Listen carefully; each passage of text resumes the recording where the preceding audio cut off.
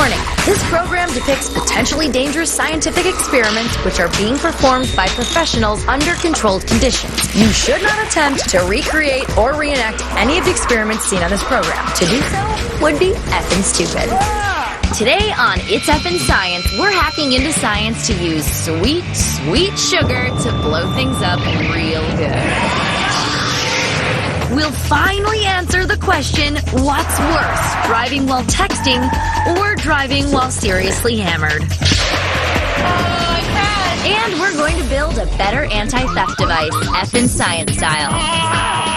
Plus, get ready to learn some bar bets you just can't lose. F the lab coats. F the textbooks. Our job's to hack science.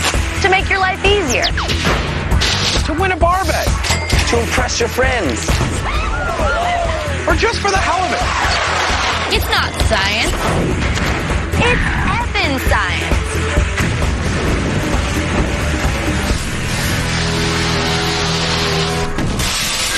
Usually, in our effin' artillery segments, we like to watch things blow up. But today, we're mixing it up a bit, and we're gonna blast stuff off. We're going to attempt to launch this porta potty into outer space, or at least somewhere pretty close. But because it's effin' science, we're not going to use ordinary rocket fuel. No, we're using candy bars.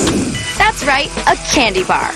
We all know that sugar contains energy. We've seen what can happen to a kid after ODing on pixie sticks and gummy bears. But what most people don't know is that you can take the energy stored in sugar and actually use it to launch a model rocket. Mark, stop eating our fuel! You look really good. Oh, P.S. Don't go in there for like 10 minutes. To make our rocket engines, we melted down several candy bars with no nuts. Added in some potassium nitrate, put it into a rocket tube, let it cool, and now we're ready to launch. The fuel for our first rocket consists of 6 ounces of sugar we've extracted from several candy bars.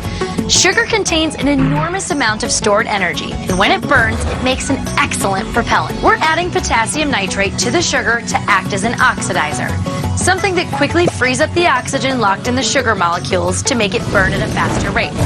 As the sugar burns, it gives off carbon dioxide and water vapor, which builds up pressure inside the body of the rocket. The rocket's nozzle focuses that pressure into a narrow stream, and we get thrust, and a flying rocket. All right, you guys ready? Yep. Do it. Don't push the start button yet. Okay. How about now? All right, guys, let's see what 6 ounces of sugary goodness can do. 3, 2, 1. Whoa!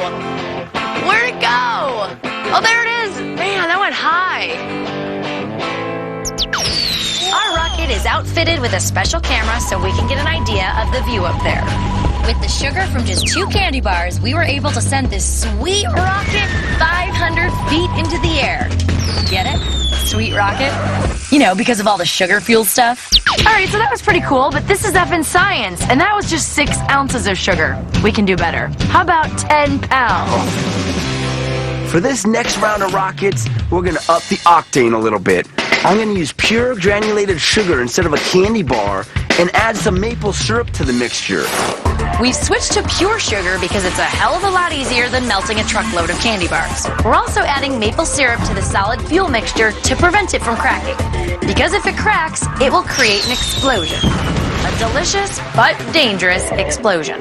This is a single-stage rocket, and it's got about 300 pounds of thrust, which is a lot for just some sugar. It runs on an electronic ignition system, which basically means I connect these leads to the engine down here, and then we've got a remote control device so we can be at a safe distance when we light it. For anything to burn, you need 3 things: a source of energy, oxygen, and an ignition. For ignition, we're using a small wire coated with nichrome. Nichrome has a very high resistance to electricity. When we run electricity through it, the nichrome heats up to 740 degrees, which is hot enough to ignite the sugar fuel and launch the rocket. We are ready to launch. Gentlemen, 3, 2, 1.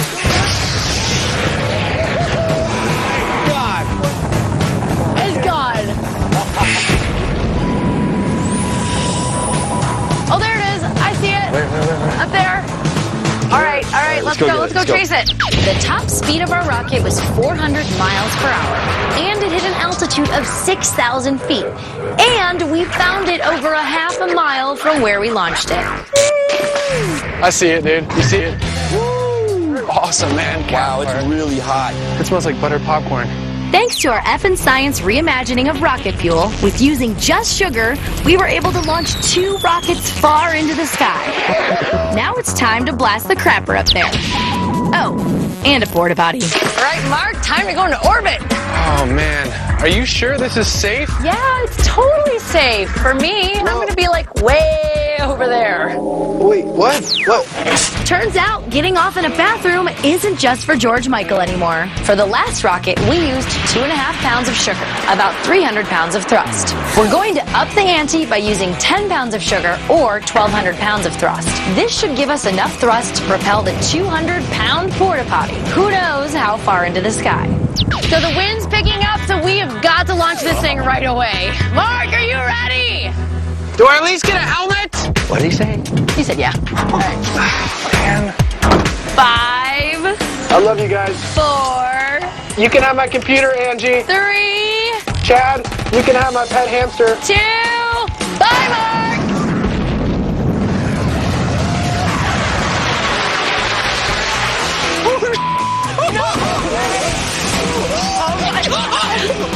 Oh my god!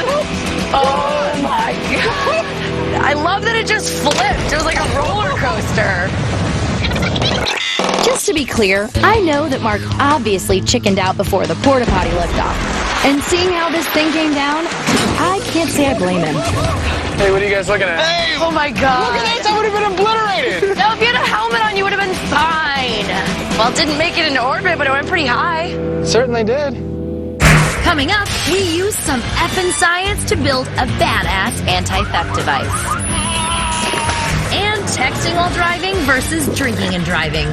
We solved the Effin debate once and for all. Epic Sober starts October 3rd.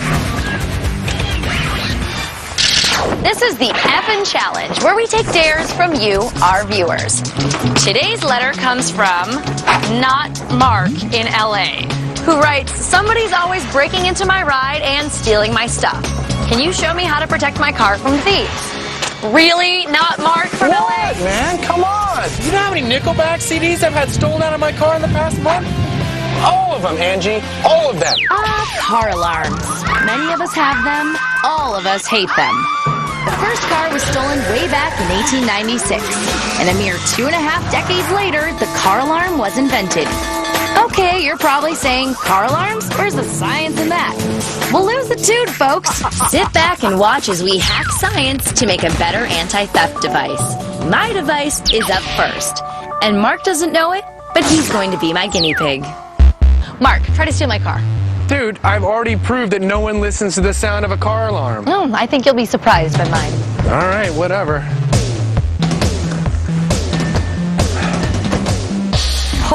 Poor Mark. Just look at him. He has no idea what we're about to do to him.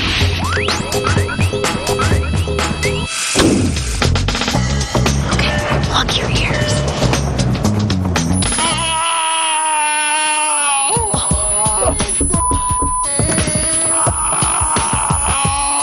You're evil! God!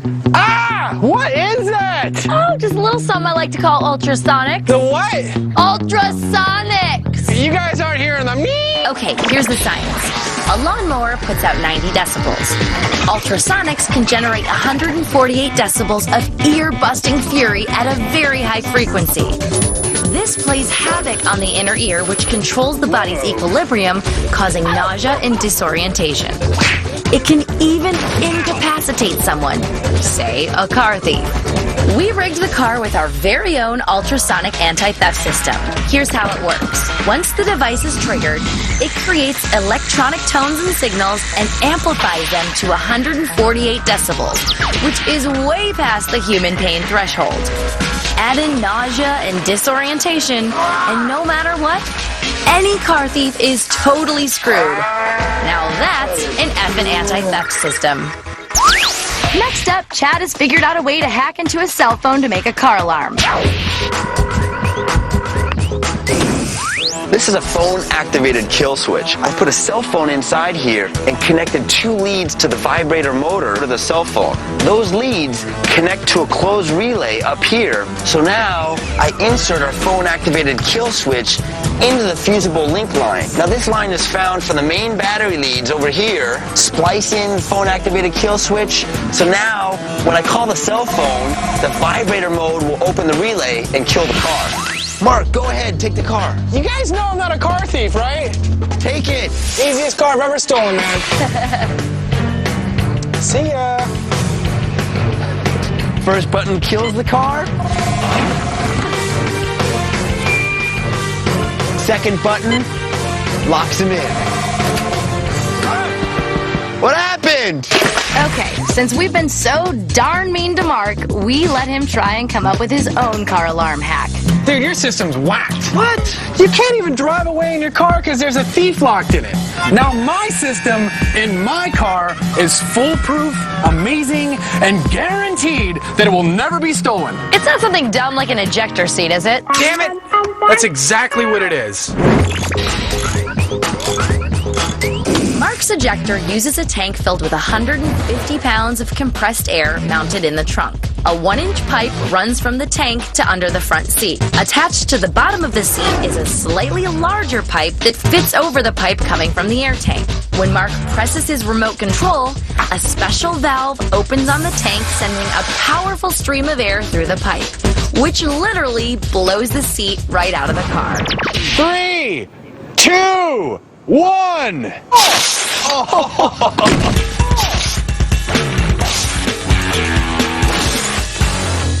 I knew you were going to do that. Ejector seat. We hacked good old science to come up with at least 2 better anti-theft devices.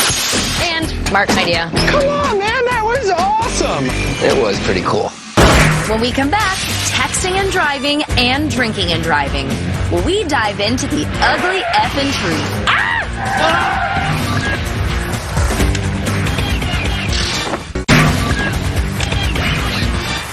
Every once in a while, something comes along that makes us here at It's Effin' Science go, what the F? Case in point, for decades we've been seeing the warnings about drinking and driving, but now there are almost as many warnings about a new driving hazard, driving while texting. So, our Effin' Science project is to see which is actually worse, drinking and driving or texting and driving. The equipment we'll be using for this experiment are these 2 SimiRide Pro simulators. This state-of-the-art software is used by law enforcement agencies and driving schools across the country to promote safe driving. We're going to test this out on 2 average everyday drivers. Meet our control group, Sachi and Wara. Okay, let's begin the test. To start the experiment, we'll have our control group drive the simulated course sober and not texting, so that we have something to compare the variables to. We'll be gathering their reaction times, and we'll see how long it takes them to react to other vehicles, the traffic signs, and the obstacles on the course. Okay, you ready? You feeling strong? And we're in drive. Okay, yeah, put your foot on the gas. That'll be totally awesome. Wara is off to a good start. She said she likes the speed. Be careful with the side there. That's gonna hurt. Your blinker's on, by the way. This mountain driving is making me car sick. Is it really? Do you want me to get you a vomit bag? Your blinker's on. Can we get you up to 60? Let's try. Your blinker's still on. The right one. It's okay. I'm so glad I'm not behind her, man. The results are in, and the average baseline reaction time of our elderly control group is 0.57 seconds. That's the average time it takes them to respond to changing driving conditions. Now let's find out how our test group does on the same road test while texting and driving. For our subjects, I've handpicked 2 random drivers off the street. You know what I'm talking about. Meet Molly, meet Holly. You guys ready? Yeah, but I thought we were going to get drunk and use a stimulator today. Yes, you can. Let's see how Holly and Molly do while texting and driving. Will they be able to stay on pace with our control group? Or, OMG, will they be SOL? Okay, what should we ask them? Here comes your first text. I'm on the wrong side of the road. What size is your bra? I crashed and I wasn't even texting. Size H bra. I'm gonna make a turn here. Maybe I'm not. Oh! I bet they do better when they're drunk. With their eyes on their phones and not on the wheel, the girls' average reaction time was 1.44 seconds, 253% slower than the control group. Next, we get the girls hammered to see if the effects of drinking and driving are worse than texting while driving. Okay, yeah, so drink up. Drink it up. Feeling strong? Awesome. Drink, keep going. Oh, it's awful. As if giggling at Mark wasn't enough to prove how wasted these girls are, we've brought in a police officer to conduct a sobriety test. If the girls blow over a .08, their blood alcohol content is considered over the legal limit. Can I just blow already? Yes, we could do that. When I say go, not yet. Okay, I'm ready. Okay, and I'm not. That's like the good luck. Ready? Keep going, keep going. Keep going. You got it. 1-4. Wow. Okay, inhale through your nose and blow steady. Oh, there you go. 1-5.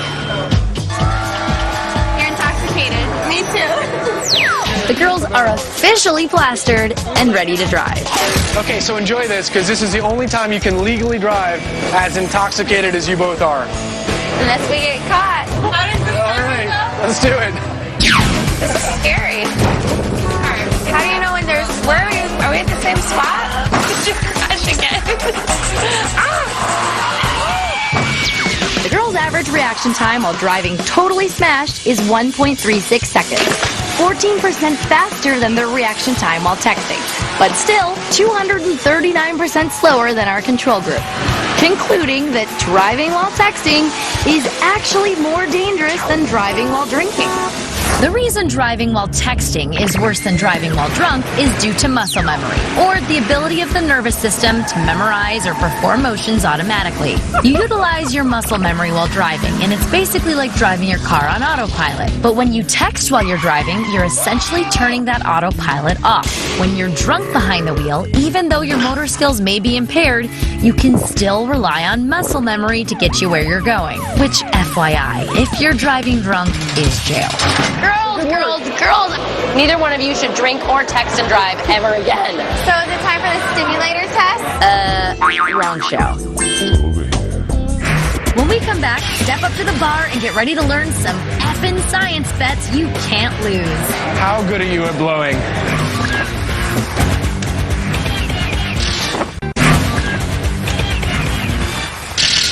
Here's a way to make some fast cash using a little effin' science. These are bets you can't lose. One of the best places to try these no-fail bets is at a bar. People are usually drunk and bored and willing to take you up on your bet just so they can see how it's done. Poor Mark. He has the bladder of an 80-year-old woman. For this trick, all you need is a bottle cap, a straw, and a girl who knows how to blow. Let me just ask, how good are you at blowing? I think she's pretty good. Okay, no, it just got like 10 degrees hotter here. Okay, so here it is. This is really simple. Blow this cap into this bottle and you win. That's all you gotta do is just right in the bottle without touching the bottle or the cap, and I'll give you $500. But if you don't win, you both have to give me your phone numbers and $6, so that's like $3 each. That's not that much money, because I need money so I can get a beer. Deal. Sweet. Deal. All right. Okay. Oh, wow. Okay, here's why they're all going to suck at blowing. The bottle is already full of air, so any air you try to blow in will come right back out, knocking the cap away. Yes! I'm getting air in the bottle. It's just not... All right, one more try. Do you want me to show you, or do you just want to give I up? want to know how. I'll give you $3. $3 and your phone numbers. $3 each. $3 each. You didn't say. You bought that from the bartender. That's right, we did not offer the girls a straw. What, we gotta figure everything out for them? Since the bottle is full of air, and any air you blow in will come right back out, using a straw allows you to blow directly on the cap, propelling it right inside. That is not fair at all. It is very fair. So I just so happen to have a couple napkins and a pen. All right, so maybe we cheated a little, but it's called It's Effin' Science, not It's Effin' Fair. This? Really? Does this even constitute a number? Well, that's our show. To sum it up, if you need a quick boost, nothing beats sugar. And friends, don't let friends text and drive. Car alarms don't work, but air cannons do. It's not science, it's effin' science.